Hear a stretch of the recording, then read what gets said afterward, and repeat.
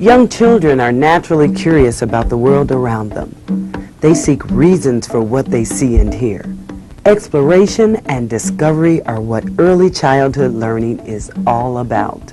How does a teacher tap into that sense of wonder to nurture the desire to learn? The Junior Great Books Read Aloud program bridges the gap between children's real curiosity to think about the meaning of a story and their limited decoding skills. Each Junior Great Book Read Aloud unit consists of a story or a group of 3 poems and a set of interpretive activities for up to 4 classroom sessions. There's also an at-home session which provides students an opportunity to interact with an adult partner. The first session for a selection consists of a first reading. The students experience a rich work of literature without the obstacle of difficult decoding. Have you ever been beside a lake in Africa at night and listened to the frogs? You haven't? Then you cannot imagine what the noise is like. And it's not just one kind. The first reading is followed by a sharing of first responses and questions, which allows students to exercise their natural curiosity. Students are then able to clear up factual errors, to explore new words, and to set the story more firmly in their minds. I like the part when the frog was just standing there. Which frog? The first frog. Do you know the name? Remember the name?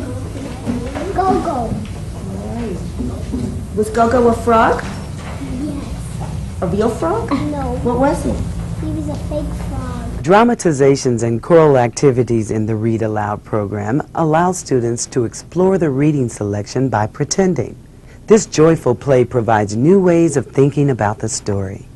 Okay. Creaking doors. Let's think about that for a moment. And let's see if we can make that sound, everybody together, of a creaking door. Thank you. I like that. Most children love acting out a story.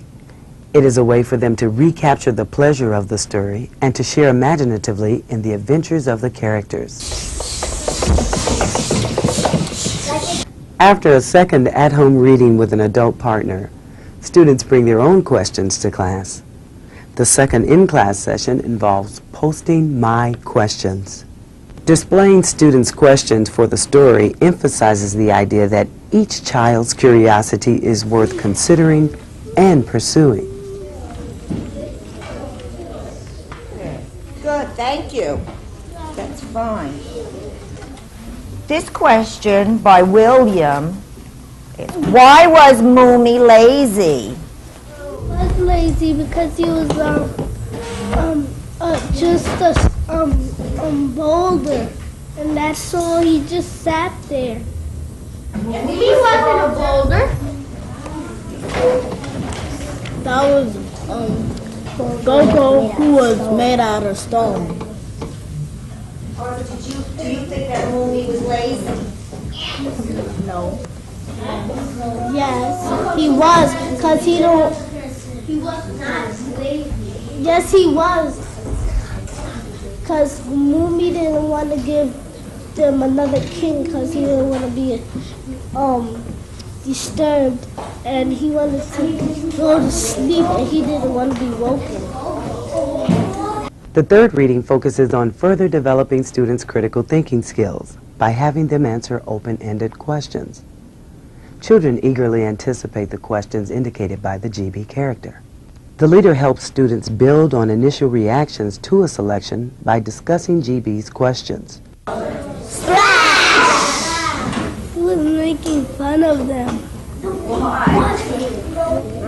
Because he just threw the boulder and lied to them that was their real king. Moomy chose another king because Moomy thought that they didn't like the king and they didn't like the king. So and the next morning, the next night, Moomy gave them a new king, and it was a crocodile. I disagree. Why? Because he was lazy. Because he felt drowsy. Creating original art based on a reading selection is a natural way for children to express their understanding of a story. When children are asked to visualize a character or a scene through drawing, they are learning to translate the language of literature into concrete pictures. That's Moomy throwing the boulder down in the water. That is shaped like a frog. What are those things at the top, the round things? Right. Yeah, those. What are those? This?